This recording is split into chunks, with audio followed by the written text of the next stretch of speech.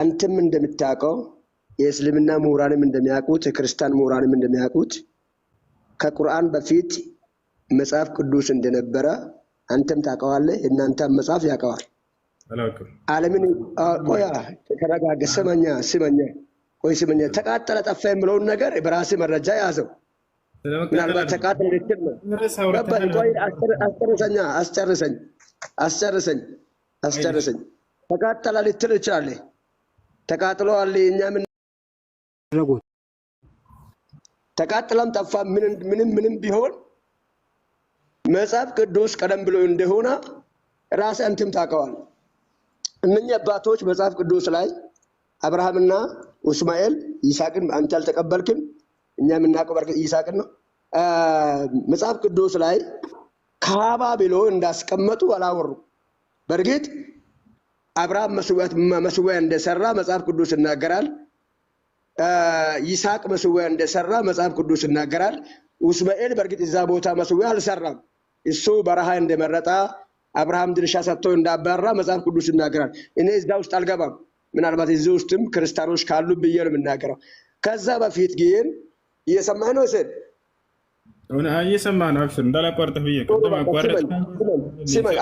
ይሄ አስተያየት ነው የምናገረው። ጥያቄውን ላንሳ።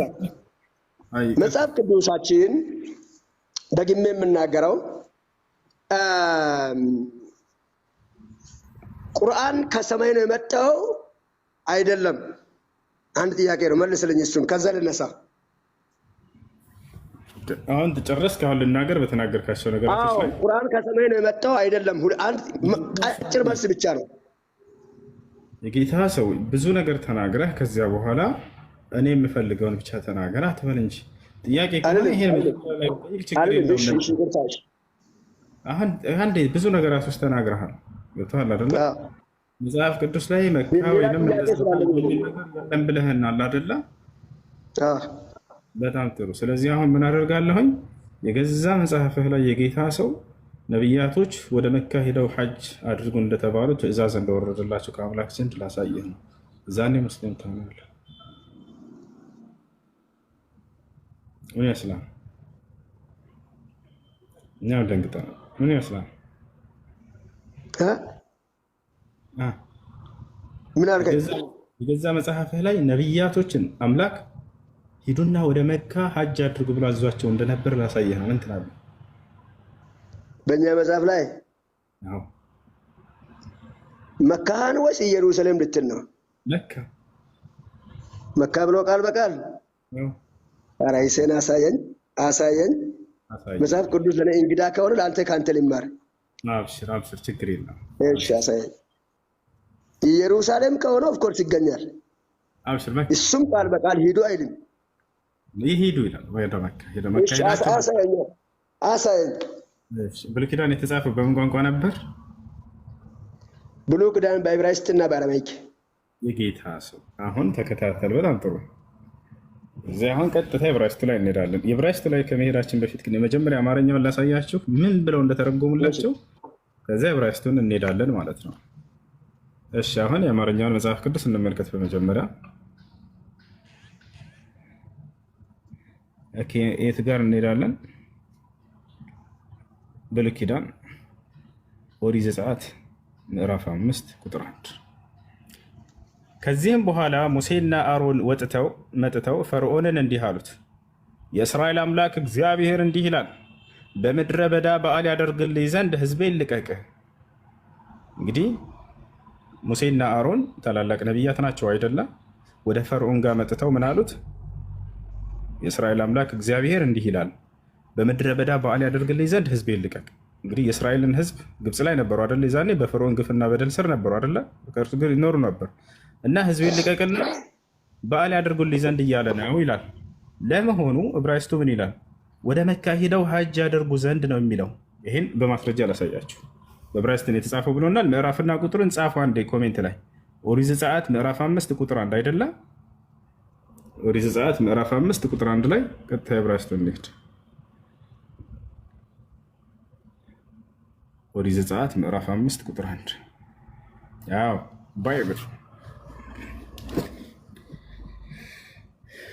ባይብል ከዚህ ጋር ከኦሪት ዘፍጥረት ጀምሮ እስከ ራዕይ ድረስ ታገኛላችሁ። እኛ የምንገባው የት ነው? ኦሪት ዘጸአት። አሁን ምዕራፍና ቁጥር እናስቀምጣለን።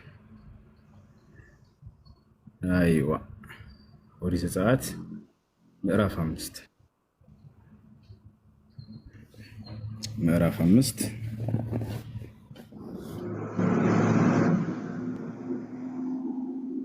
ቁጥር 1 ወደ አማርኛ እየቀየረ እንሂድ። እኛ ኢትዮጵያኖች ስለሆነ ወደ አማርኛ እየቀየር ነው እንሄዳለን። ዕብራይስጥ የሚለው ላይ ቀጥታ ሄደን እናያለን። ዘጸአት 5:1 ይታያል አይደለም? ዘጸአት 5:1 አሁን ሂብሩ የሚለው ጋር እዚህ ጋር እንገባለን። ኤችኤቢ ሂብሩ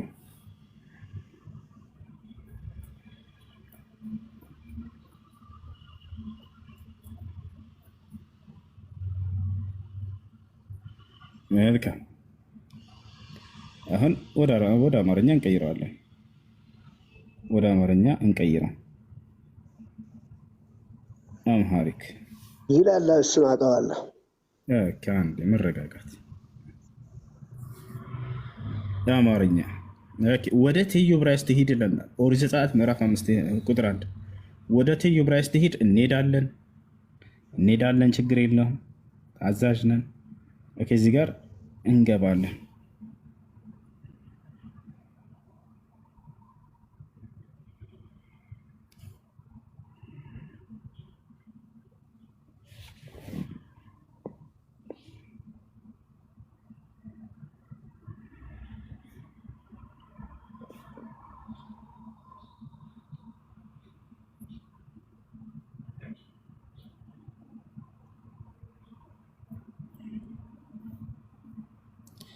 እሺ መልካም። አሁን ቀጥታ እዚሁ እያለ ወደ አማርኛ መቀየር ብቻ፣ ወደ አማርኛ መቀየር ብቻ።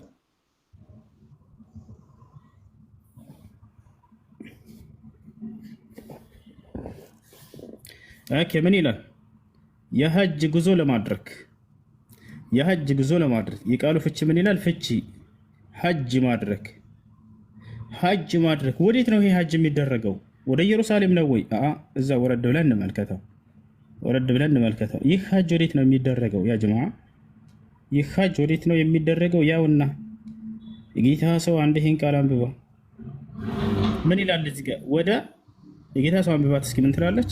መካ። ወደ መካ ሐጅ አድርግ አይደለ? ዘመን ይሄ ሰላም ነው። እንዴት ነህ? ኮሜንት ላይ ወንድ ልጅ ነህ ወይ ብለህ ነው አይደል? ጻፍከው አይደል? ወንድ ከሆንክ ያልኩት አምላክህ ወንድ ልጅ ነው አይደለ? ጌታ ሰው አንተን ነው ያወራሁት። እኔ ስለ አምላክ አይደለም። መልሳት። ምን ችግር አለው? አምላክህ ወንድ ልጅ ነው አይደለ? አይ አንተ እኔ በስነ ስርዓቱ መጋፈጥ የምትችል ከሆነ አናግረኝ እያልኩ ነው እኮ። በስነ ስርዓት እኮ ነው። በነገራችን ላይ መጽሐፍ ቅዱስ ላይ ያለ ጥቅስ ነው እየጠየኩ ያኛለሁ። በቃ እኔም በነገራችን ላይ ጥያቄ ልጠይቅ ነው የገባሁት። ችግር የለም። ኮሜንት ላይ ከጻፍከውን ጀምርና እንቀጥላለን። ጥያቄ ትጠይቃለህ። ሉቃስ ወንጌል ምዕራፍ 1 ቁጥር 31 ላይ ላይቭ ላይ ነኝ ያለሁት። ከላይቭን ጀምር። አንድ ኮሜንት ላይ ጀምረሃል አይደል? ከዛ ጀምረን እናውራ። ምን ችግር አለው? ተስማማኝ እኮ። ሉቃስ ወንጌል ምዕራፍ 1 ቁጥር 31 ላይ እነሆ ትጸንሻለሽ፣ ወንድ ልጅንም ትወልጃለሽ፣ ስሙንም ኢየሱስ ትይዋለሽ ይላል። ስለዚህ ይህን ወንድ ልጅ የተባለውን አካል ታመልከዋለህ አይደል?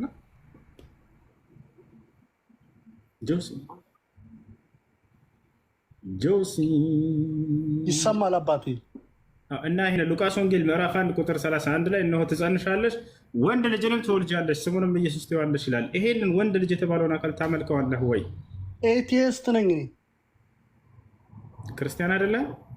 ኤቲስት ነኝ። ኢየሱስ ክርስቶስ አምላክ አይደለም? አይደለም። ኦኬ እሺ፣ በቃ ጥያቄ አለኝ። ጥያቄ ምንድን ነው? በኢየሱስ ቦታ የተሰቀለው ሰውዬ በእስልምና እንዴት ይታያል?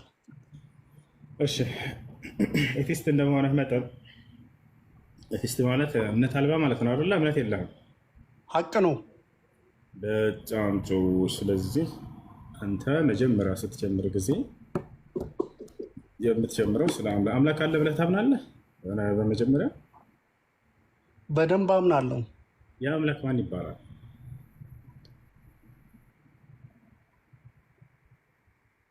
አምላክ አለ፣ ግን እኔ እንጃ ምንነቱን አላውቅም። እኔ አምላክ መኖሩን እንዴት አምላክ እንዴት ተቀበልክ? ሜቢ ተፈጥሮ ሊያሳውቀኝ ይችላል። ተፈጥሮን ስላየህ ብቻ አምላክ አለ ማለት ነው አይደለ? ሀቅ ነው። ጥሩ። ይሄ አንድ እርምጃ ነው ራሱ። ይሄ ነገር ዝም ብሎ ከራሱ አልተገኘም። ለምሳሌ ይሄ ሞባይል መንገድ ላይ ወድቆ ብታገኘው የሆነ የሰራውና የጣለው አካል አለ፣ ባለቤት አለው፣ አስገኛለሁ ብለህ ታምናለህ አይደለ?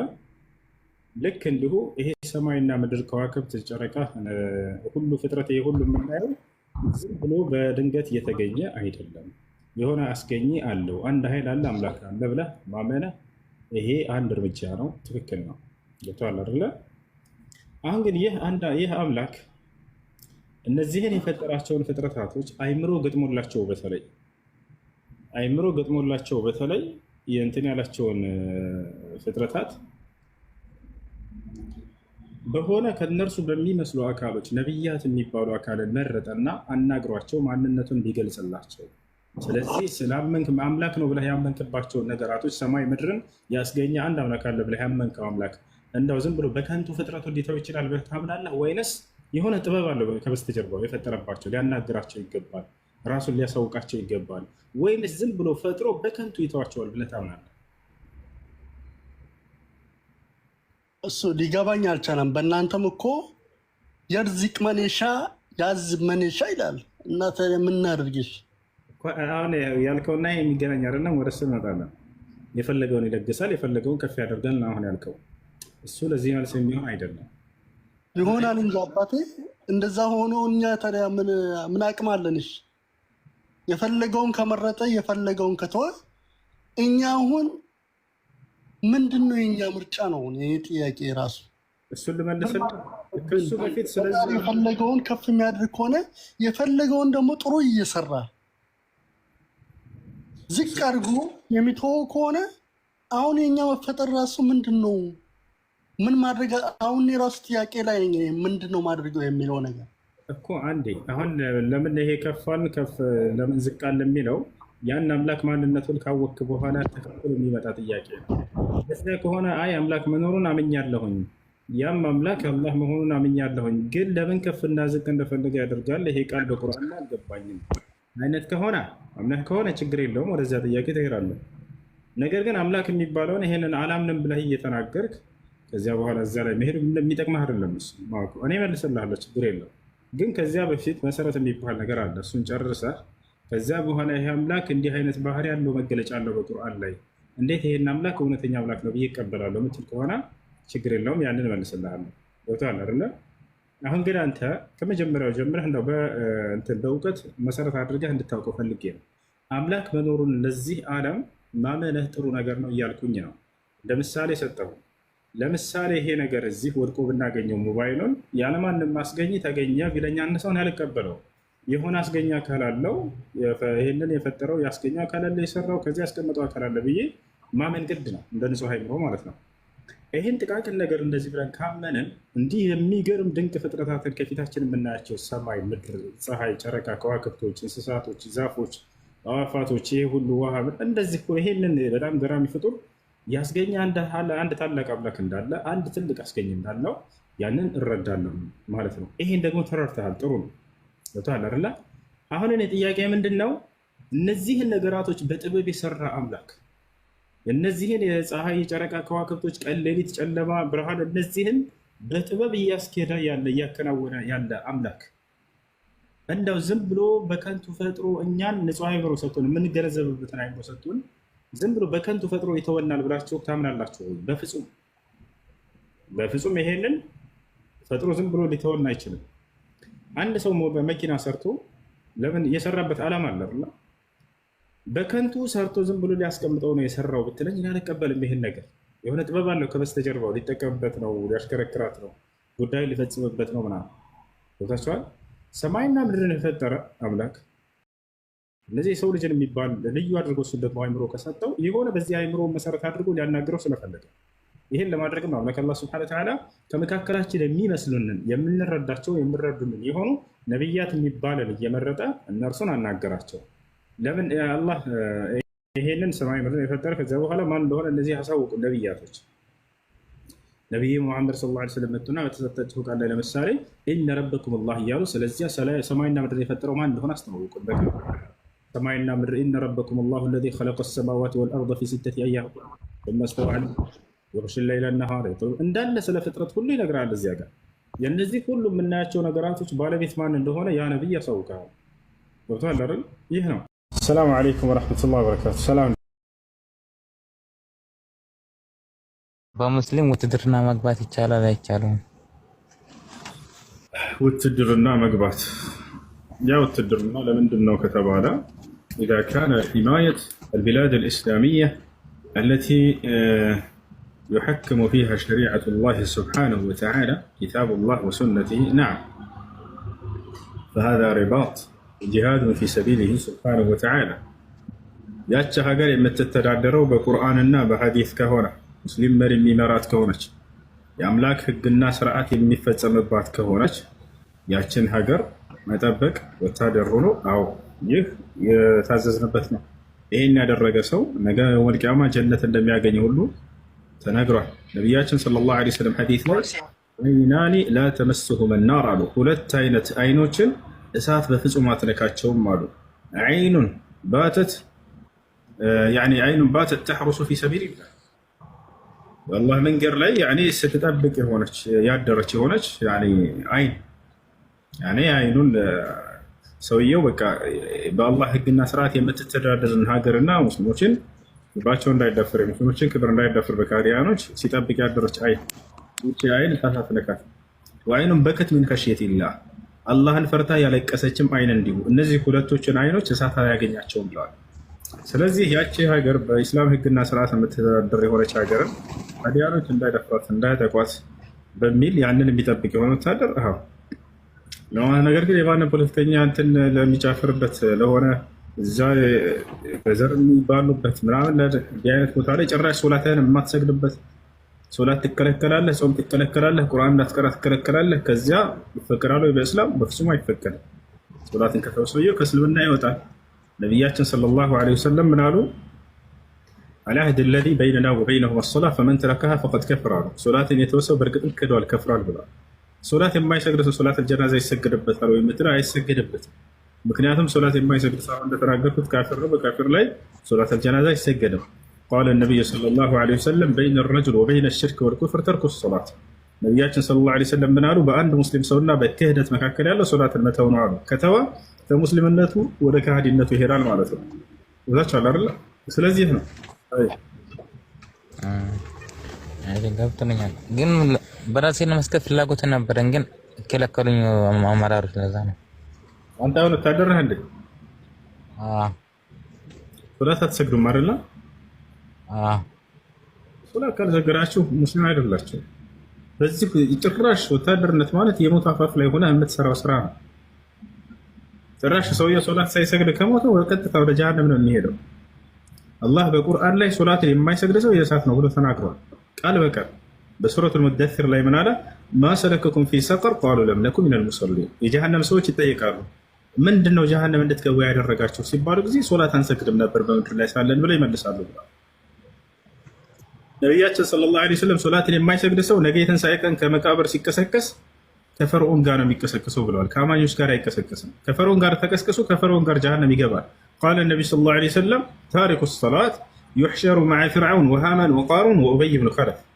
ነቢያችን ሰለላሁ ዐለይሂ ወሰለም ምን አሉ? ሶላትን የተወሰው ነገ የውመል ቂያማ ከቀብሩ ሲቀሰቀስ ከፈርዖን ጋር ከሃማን ከቃሩን ከኡበይ ብን ኸለፍ ጋር ይቀሰቀሳል አሉ። እና ስለዚህ ሶላትን የማሰግዱበት ከሆነ ራሳቸውን አስመልጡ።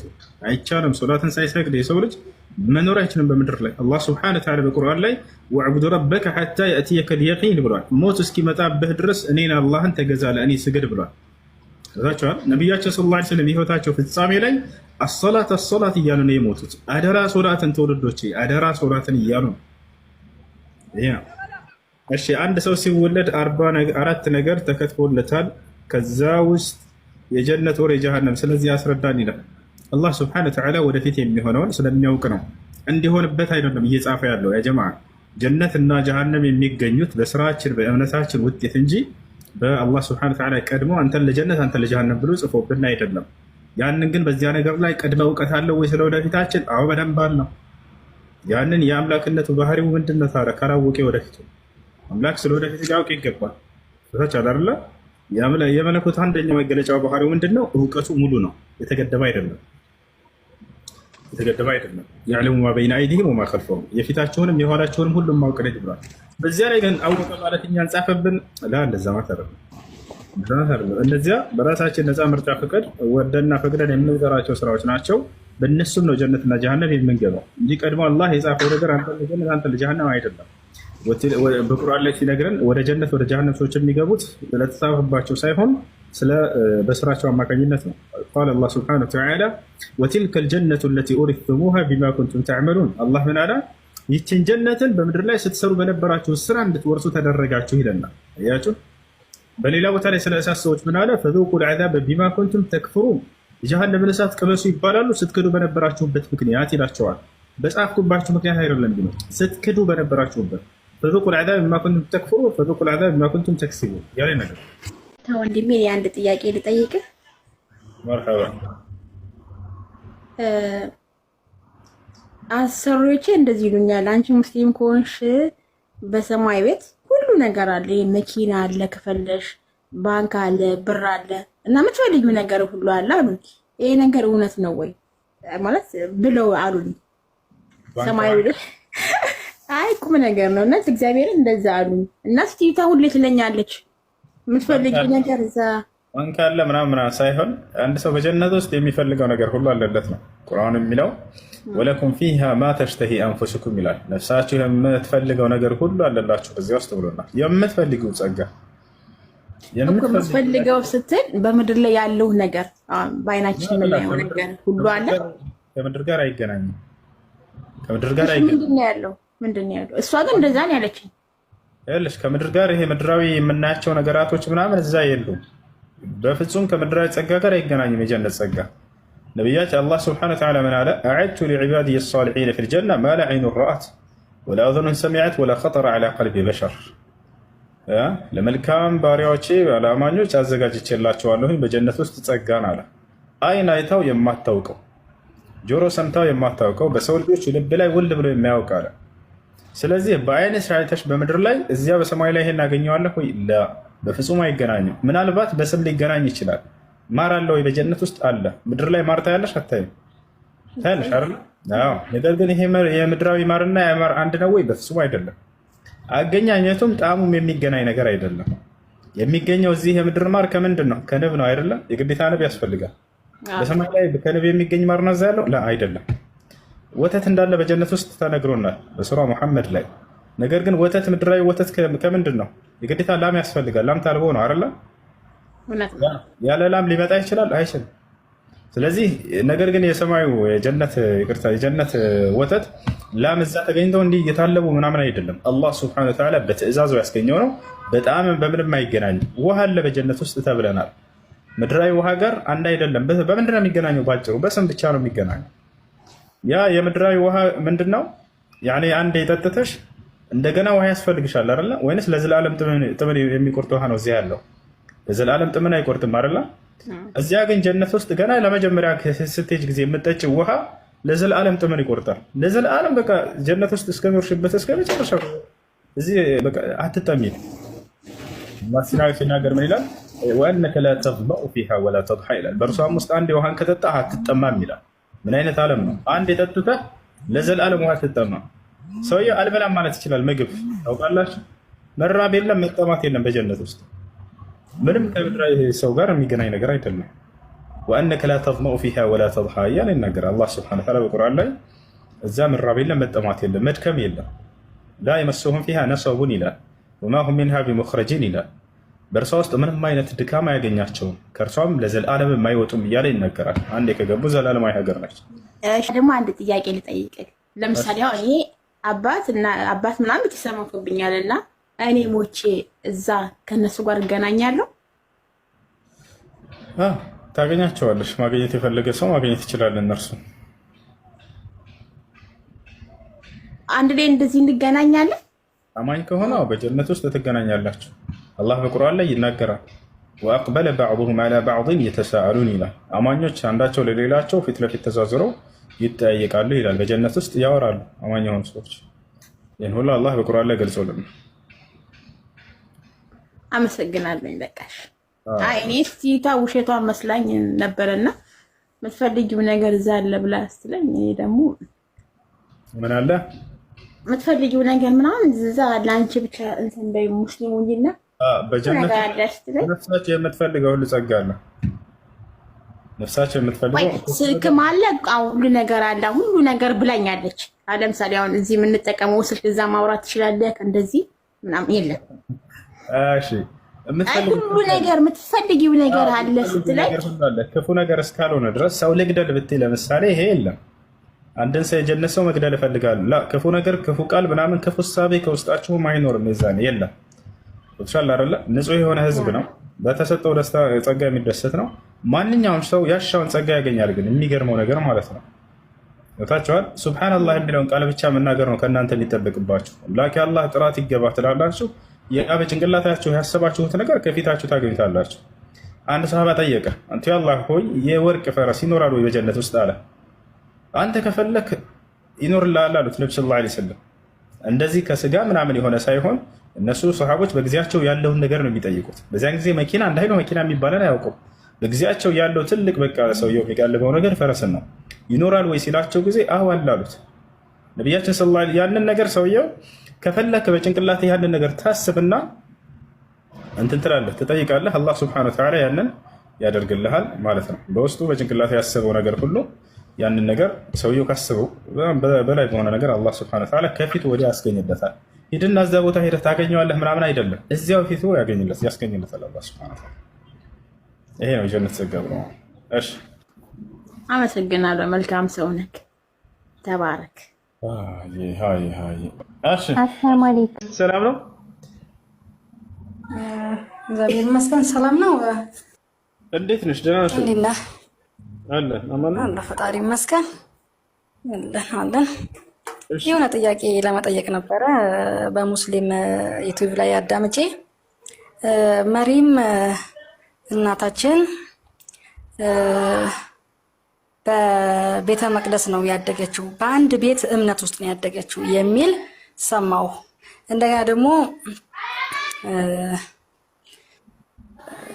እንደናንተ ኡስታዝ አንድ ሲያስተምሩ እሳቸው ምን አሉ?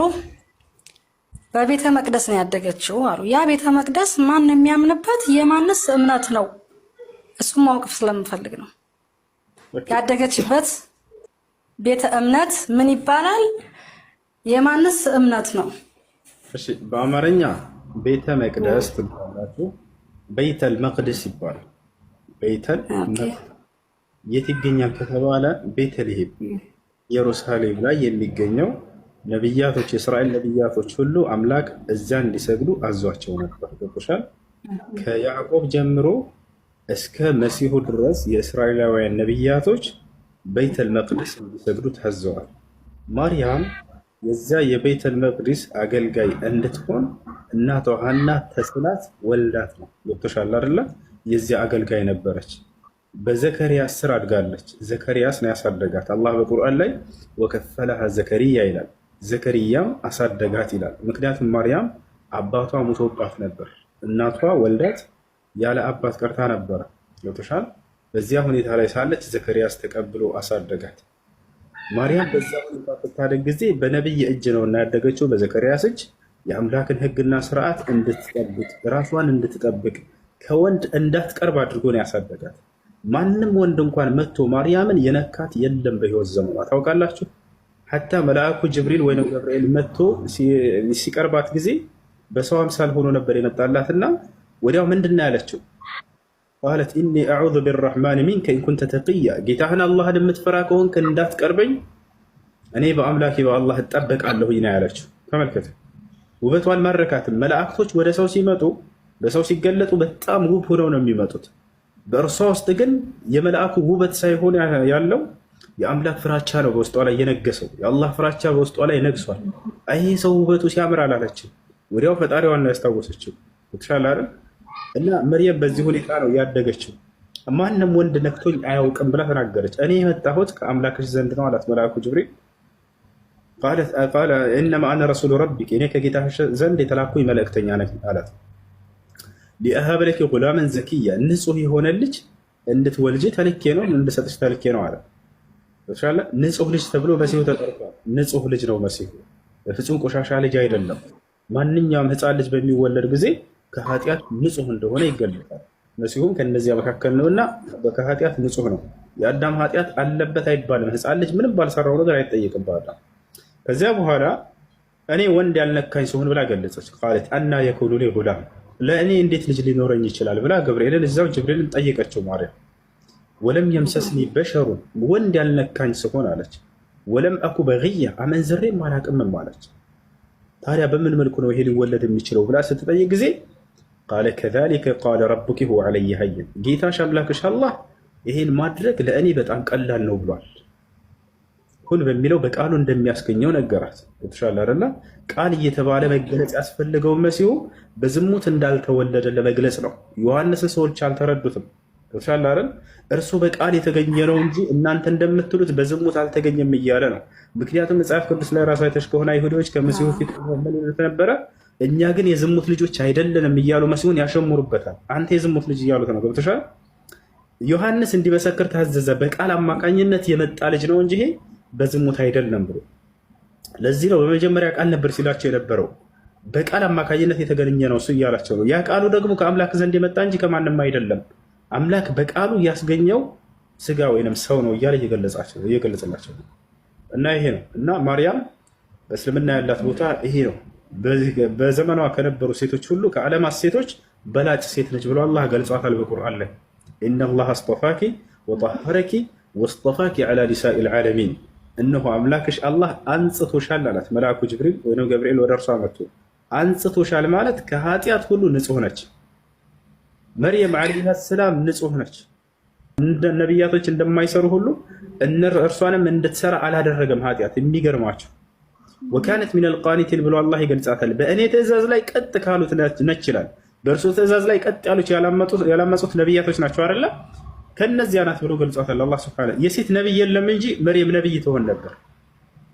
የሴት ነቢይ የለም እንጂ መርየም ነቢይ ትሆን ነበር። እኛ ዘንድ መርየም ትልቅ ቦታ አላት፣ በጣም ትልቅ ቦታ አላት። አላህ ሱብሓነሁ ወተዓላ ወጠሀረኪ ወስጠፋኪ አላት። ቀጥሎ ከዓለማት ሴቶች ሁሉ መርጬሻለሁኝ አላት። በምን በተክለ ሰውነቱ አይደለም፣ በውበቱ አይደለም፣ ለአምላክ ባላት ታዛዥነት። ለአምላክ በጣም ለአላህ ታዛዥ ነበረች። ሁሌ ቀንም ሌትም አላህን ነበር የምትገዛው። ወስጠፋኪ ከማን ዐላ ኒሳኢል ዓለሚን፣ ከዓለማት ሴቶች ሁሉ በጽድቅ ተመርጠሻል ተባለች። ማንም እርሷን የሚስተካከላት ሴት የለም በዘመኑ። ነቢዩ ሙሐመድ ሰለላሁ ዐለይሂ ወሰለም ስለ ማርያም ምን አሉ ከተባለ በምድራዊ ህይወቷ ምሉእነትን የተጎናጸፈች ሴት እርሷ ነች በመጀመሪያ ብለው ገልጸውላታል። ሐዲስ ላይ ምን አሉ ነቢዩ ሙሐመድ ሰለላሁ ዐለይሂ ወሰለም أفضل نساء يعني كمل من الرجال كثير ولم يكمل من النساء إلا أربعة وهم مريم وآسيا وفاطمة وخديجة. بزي بمدر لاي ملؤنة يعني ملؤنة يتقونات صفو سيتوش كنرسو مكاكل أراتو اللي قلت الله سبحانه كوانوش بزو ملؤنة يتقونات صفو كسيتوش من دزيارو كنزيع مكاكل مريم عندنا آسيا فاطمة خديجة أن الزهارات ملؤنة يتقونات صفو በምድራዊ ህይወቷ ላይ በቃ ምሉእነትን ተጎናጽፋለች። በቀጣዩ ዓለም ስላላትም ህይወት ነቢዩ ሙሐመድ ሰለላሁ ዐለይሂ ወሰለም ተናገሩ። ስለ መርየም ምን አሉ? አፍضل ኒሳء አህሊ الجنة أربعة وهم مريم وآسيا وفاطمة وخديجة አሉ። የጀነት ታላላቅ በላጭ ቁንጮ የሚባሉ ሴቶች አራት ናቸው አሉ። አንደኛ መርየም፣ አሲያ፣ ፋጢማ፣ ኸዲጃ ሆነ። እነዚህን ተናግረዋል ነቢያችን ሰለላሁ ዐለይሂ ወሰለም። እና ይህች ነች መርየም ብሎ ማለት መርየምን አላህ ስብሐነሁ ወተዓላ የሙእሚናት ሴቶች አርአያ ነች ብሎ ገልጿታል። ይሄን ይመስላል። እሺ እኔ ወንድም እና በዛ ሰዓት የነበሩት ነቢያቶች ምን እያሉ ይሰግዳሉ? ምን እያሉ ይሰግዳሉ? ወይስ በምንኛ እምነት ነው የሚኖሩት? በምንኛ ስለት ለምሳሌ በሙስሊም ነው በክርስቲያን ነው የሚኖሩት? በምንድን ነበረ ማሳደጋትስ የነበረው? በጣም ጥሩ። በዚያን ጊዜ የነበሩ ነቢያቶች ሲመሩበት የነበረው ዲን ሃይማኖት ምንድን ነው ከተባለ ኢስላም ነበር። አምላክ አላህ ስብሐነሁ ወተዓላ ይህን የቀደምት ነቢያት ያለፉት ነቢያቶች ሁሉ ሙስሊም እንደሆኑ ይነግረናል። ይህ ነው። ሐዋርያቶችም ልክ እንዲሁ ኢስላም ብሎ ማለት በነገራችን ላይ ሌላ አይደለም፣ ለአንድ አምላክ ታዛዥ በሆን ማለት ነው። ለአንድ አምላክ ይገዙ ነበር ሐዋርያቶች። መሲሁም ይሄን ነው ያዘዘው። ተሻለ አይደለ? እና መሲሁ ምን አላቸው? ወኢዝ አውሐይቱ ኢለል ሐዋርይን አን አሚኑ ቢ ወቢረሱሊ ቃሉ አመና ወሽሀድ ቢአንና ሙስሊሙን ይላል። ወደ ሐዋርያቶችም የትእዛዝ ቃሌን ባስተላለፍኩ ጊዜ አምላካችን አለ እናንተ ሐዋርያቶች ሆይ በእኔ በአምላካችሁ በአላህ እመኑ፣ እንዲሁም ደግሞ በላኩላችሁ መልእክተኛና ነቢይ እመኑ አልኳቸው አለ። ነቢይ ያለ ያለው መሲሁን ነው ኢየሱስን። ከዚያም ሐዋርያቶች ምን አሉ? ቃሉ አመና አምነናል አሉ። ወሽሀድ ቢአንና ሙስሊሙን እኛ ሙስሊሞች መሆናችንንም መስክር አሉ ይላል። ስለዚህ ሐዋርያቶች ሙስሊሞች እንደሆኑ ግልጽ ቃል በቃል በግልጽ ይናገራሉ። እነ አብርሃምም እነ ሙሴም እነ ዳዊት እነ ሰለሞን እነዚህ ሁሉ ቀደምት ነቢያት ሙስሊሞች እንደሆኑ ተናግሯል። በዚህ መንገድ ላይ ነበሩ ማለት ነው። እሺ ከመጽሐፍ ቅዱስ ላይ አንቀጽ እየጠቀሳችሁ ነው አይደለ? እና አሁን እነዛን አንቀጾች ስትጠቅሱ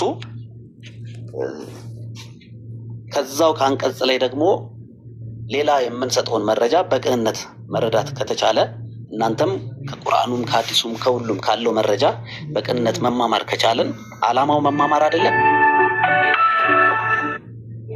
ዓላማው መማማር እስከሆነ ድረስ እንደዛ ነው። አሁን ወደ ሐሳቤ ስገባ እንትን ጊዜም እንዳልሻማችሁ ለምሳሌ አሁን የኢየሱስ አምላክነትን ማስረጃ ከማቅረብ አንጻር ለምሳሌ አሁን ከቁርአኑ ስጀምር ምናልባት አሁን ቁርአን ላይ ሱራ 57:3 ላይ ምናልባት የሆነ ሰው እንትን ማድረግ ተችሎ ይሆን? ካላስቸገርኳችሁ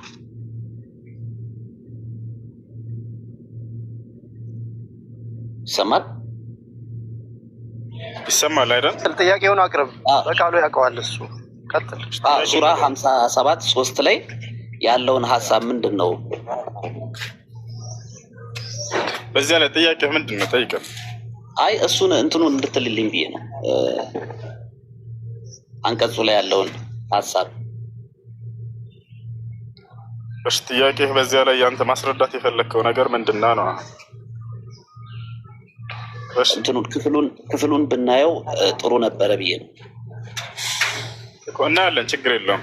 አሁን አንተ ኢየሱስ ክርስቶስ አምላክነቱን ለማስረዳት ፈልገህ ነው ወይንስ ምንድነው? አዎ አምላክነቱን ለማረጋገጥ መጽሐፍህ ላይ እኮ ነው ማረጋገጥ ያለብህ ወገናችን። እኛ እንደ ቁርአን ኢየሱስ ክርስቶስ አምላክ ነው ብሎ ያመነ ሰው ከእስልምና ይወጣል ነው። አላህ በቁርአን ላይ ሲናገር ለቀድ ከፈረ الذين قالوا ان الله هو المسيح ابن مريم ይላል። የማርያም ልጅ ክርስቶስ ራሱ አምላክ ነው ያሉ ሰዎች ከሃዲዎች ናቸው እያለ ይናገራል። ስለዚህ አንተ መጽሐፍ ቅዱስ ላይ ቁምና ኢየሱስ ክርስቶስ አምላክ ነው ብሎ ያስተማረበት ቦታ ካለ ችግር የለውም፣ ማስተምር ነገር ኢየሱስ ክርስቶስ በመጽሐፍ ላይ እኔ አምላክ ነኝ ብሎ ያስተማረበት መጽሐፍ ቅዱስ ላይ መጽሐፍ ቅዱስ ላይ ብቻ ነው ቆሜ መናገር የምችለው። ችግር የለውም፣ ወደ ቁርአንም እንሄዳለን። ግን መጀመሪያ አንተ አምላክነቱን የምታምነው የራስህ የሆነ መለኮታዊ መጽሐፍ አለ፣ በዚያ ላይ አረጋግጥልን እስኪ። እኔ አላህን አምላክነት ለማረጋገጥ መጽሐፍ ቅዱስ ላይ አልመጣም፣ ቃል በቃል በቁርአን ላይ አለልኝ። አንተ አምላክ ነው ብለህ የምታምነው አካል ኢየሱስ ክርስቶስ እኔ አምላክ ነኝ ብሎ ያስተማረበት ቦታ ካለ ነገር በቁርአን ላይ አላህ እኔ አምላክ ነኝ እኔም በብቸኝነት ተገዙ እያለ ቃል በቃል ይናገራል። አምላክ ነው የምትለው አካል ኢየሱስ ክርስቶስ ይሄን ቃል በመጽሐፍ ቅዱስ ላይ ብሏል ወይ? እኔ አምላካችሁ ነኝ እኔን ተገዙኝ ወይም አምልኩኝ ብሏል ወይ? ብሏል።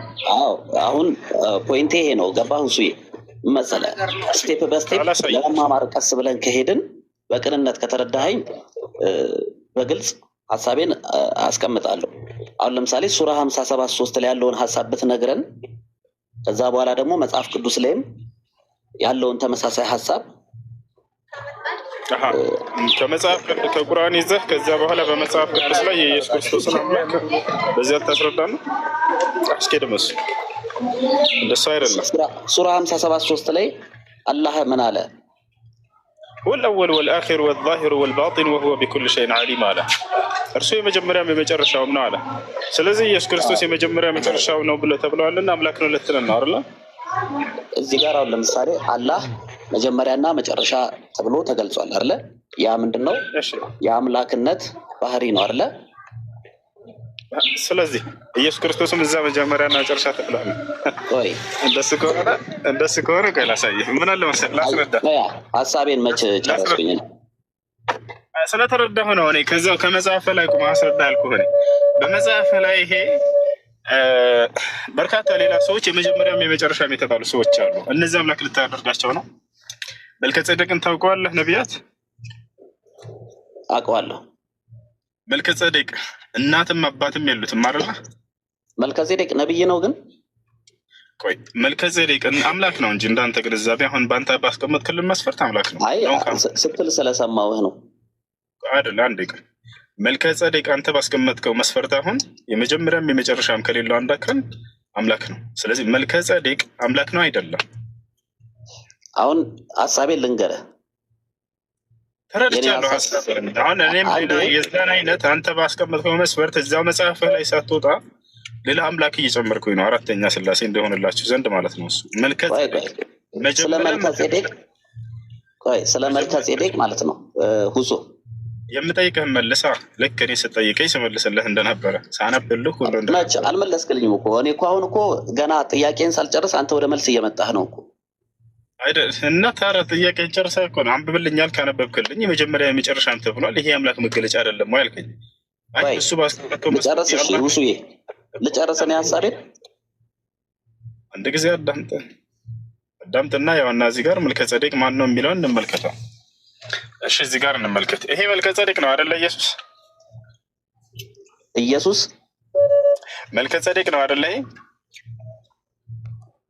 መልከጼዴቅ ዕብራውያን ምዕራፍ 7 ላይ በጣም ጥሩ። መልከጼዴቅን እንመልከተው። አሁን አባትና እናት የትውልድ ቁጥር የሉትም ይላል አይደለ? ኢየሱስ ግን ቢያንስ እናት አለችው አይደለ? በጣም ጥሩ። ይሄ ግን ከኢየሱስ በለጠ። እናትም አባትም የሉትም የትውልድ ቁጥርም የሉትም ይላል። ኢየሱስ ክርስቶስ የትውልድ ቁጥር ራሱ አለው አይደለ? እሺ በጣም ጥሩ። ለዘመኑም ጥንት ለሕይወቱም ፍጻሜ የለውም ማለት። ስለዚህ የመጀመሪያም የመጨረሻም ነው አይደለ? እንደዛ አይልም። እሺ ለዘመኑም ጥንት የለውም ማለት ምን ማለት ነው? በጣም የለውም ማለት። እሺ ስለ መልከጼዴቅ ስማኝማ። ስለ መልከጼዴቅ ይሄ ቃሉን አስረዳ። አሁን እዚህ ጋር ለዘመኑም ጥንትም የለውም ፍጻሜም የለውም ማለት የመጀመሪያ እኮ እንዳስረዳ ስማኝ እሱ።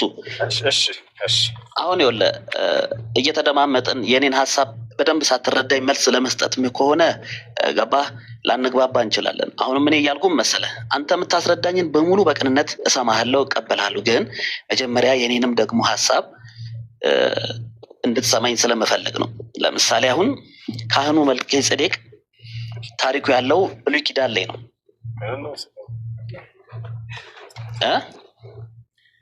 ቀጥል። እሺ ቀጥል እኮ ስለ መልከጼዴቅ ተስማማለህ? ብሉይ ኪዳን ላይ ያለ ካህን እንደሆነ የለም አላልኩህም እኮ። የእርሱ ማንነትን ጳውሎስ ሲነግረን እዚህ ጋር መጀመሪያ ስቴፕ በስቴፕ እንሂዳ። ዝም ብለን የሆነች የምትመቸንን ጥቅስ ብቻ እየወሰድን ሳይሆን ሙሉን ታሪኩን ሙሉን ሀሳቡን መረዳት አለብን። አሁን እዚህ የተነገረው ባህሪ መልከጼዴቅ እናትም አባትም የሉትም ይላል። ጳውሎስ ተሳስቷል ወይስ ትክክል ነው? ይኸውልህ መልከጼዴቅ እናትም አባቱም የሉትም ሳይሆን ትውልዱ አይታወቅም፣ የማን ልጅ እንደሆነ አይታወቅም። ያንን ያለው ምክንያት ለምንድን ነው? እንደዛ ይልማ። ለምን ተዋሻለህ? መጽሐፍ ላይ እናትም አባትም የሉትም ሳይሆናል ክና እያለ መጽሐፉ እናትም አባትም መጽሐፉ የሚለውን እስኪ እናንብበው ለሁለት። ያው እናትም አባትም የሉትም ነው የሚለው እኮ። አውጣው፣ ክፍሉን አውጣውና አብረን ከላይ ጀምረን እንየው።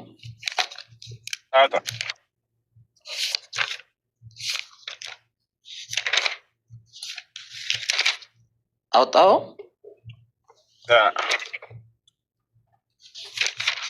ምን ይላል? እናትም አባትም የሉትም እኮ። ከላይ ጀምሮ ብናነበውስ? አንብበው፣ ችግር የለውም። አሁን ይኸውልህ አሁን ለመሰል አንተ ነህ ስለ መልከጼዴቅ ያነሳህ አይደለ? ገና ሀሳቤንም አልጨረስኩም። ስለዚህ ስለ መልከጼዴቅ ካነሳህ አንተ ስለ መልከጼዴቅ ንገረኝ። ከዛ በኋላ መልከጼዴቅ ማን እንደሆነ ደግሞ እኔ አስረዳሃለሁ። ጳውሎስ ነገረን፣ እናስረዳን። ምን አለ? እናትም አባትም የሉትም አለ።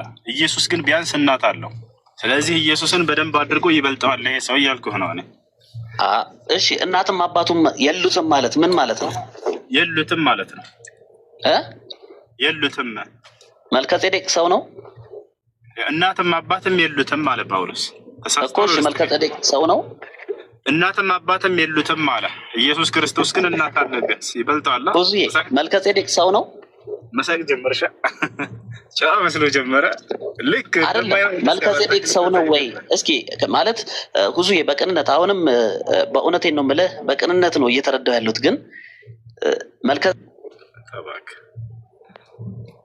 ልክ ጨዋ መስሎ ጀመረ አይደለ? እኔ እውነትን ለማወቅ ምናምን ልክ ሲያዝ ጊዜ እሱ ኢየሱስ ክርስቶስ መጥቶ ሱረቱል ሐዲድ ላይ አምላክ ለማድረግ ነበር የመጀመሪያው የመጨረሻም ተብሏል። ስለዚህ ኢየሱስም የመጀመሪያ የመጨረሻ ተብሏል፣ አምላክ ነው።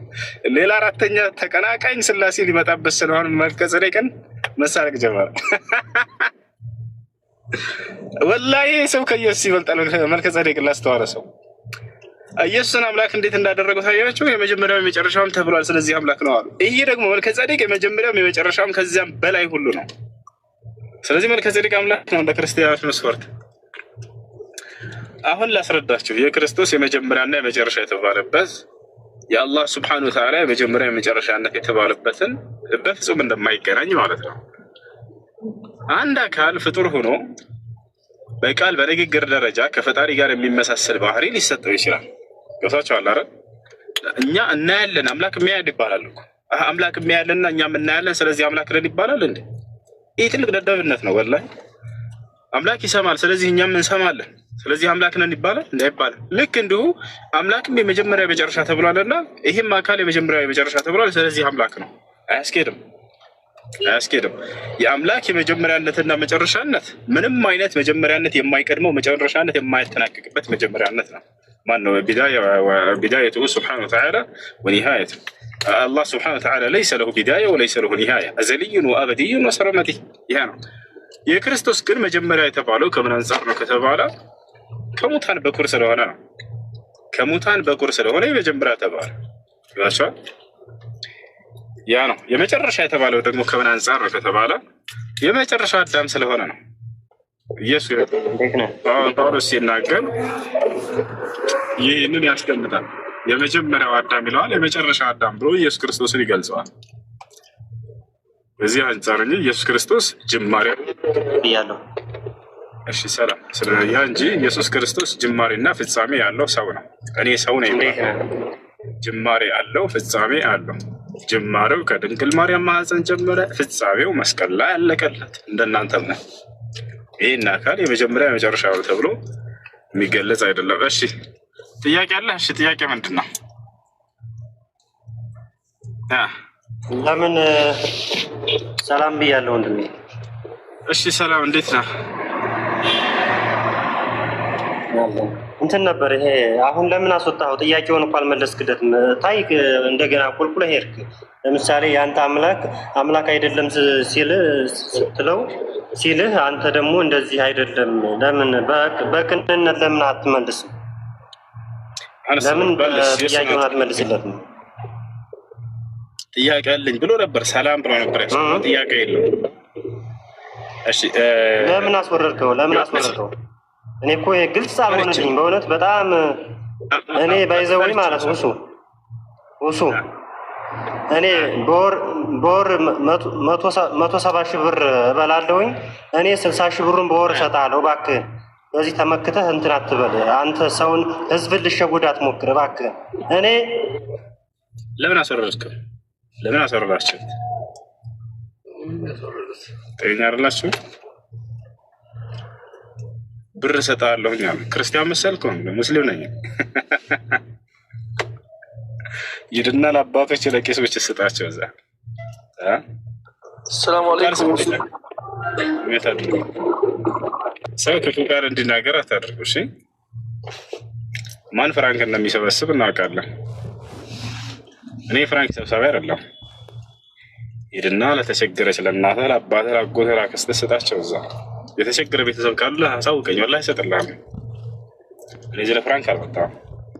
እሺ የተቸገረ ቤተሰብ ካለ አሳውቀኝ፣ እረዳልሃለሁ ቦታቸው ላይ መጥቼ። እሺ ጥያቄ ያለ ካለ ይቀጥል።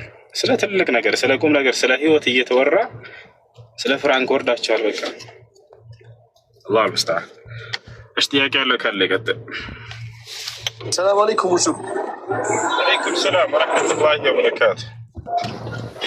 አልሐምዱሊላህ በስንት መከራ በረጅም ጊዜ ያገኘሁት የሆነ የፈትዋ ጥያቄ ነበረኝ።